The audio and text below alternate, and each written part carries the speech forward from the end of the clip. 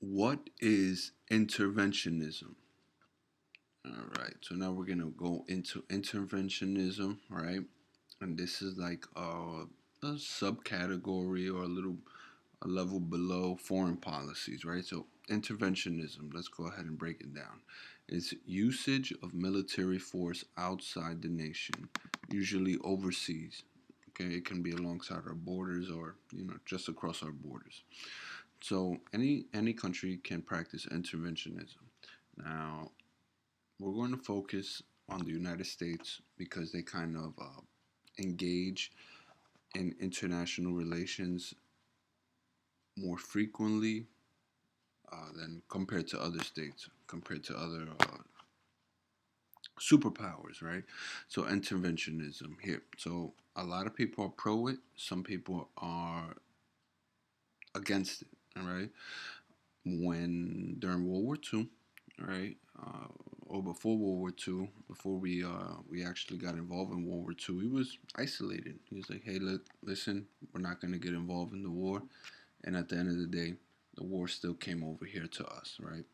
So they come up with this concept. What was good a few a few years ago might not work today, and society is changing, it's adapting. We have a new generation coming up, new generation, higher technology. Technology is developing. All right, so now we have interventionism, right? So in modern society at today, right, we have problems with weak states who are suffering from civil war. These civil wars tend to be deadly, where millions of individuals get lost. Okay, loss of lives, millions of lives are lost.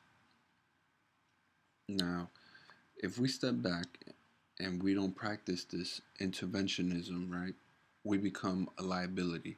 Oh, the greater power should have stepped in and try to modernize this weak state. All right, if we don't practice interventionism, that chaotic state might get even more chaotic, right, and start attacking neighboring states, right? So a great example would be Afghanistan, Iraq. You know, Americans or the United States uh, foreign policies that correlate to their civil wars, right? So that was kind of like a requirement. What happens when a weak state comes to your aid? Hey, listen, I have this issue, I have this problem. You know, they're asking us for our aid, our security, interventionism. So those are kind of like pros and cons. Now, let's focus a little bit more on the cons of interventionism.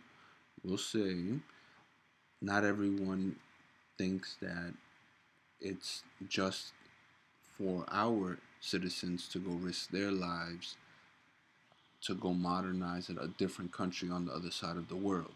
It takes up money, it takes up American citizens' lives, resources. So there's pros and cons of interventionism. One thing that I do want everyone to acknowledge is that the United States plays a major role in almost every country in the world, whether either if they're capitalist or communist. United States kind of is a dominant world leader.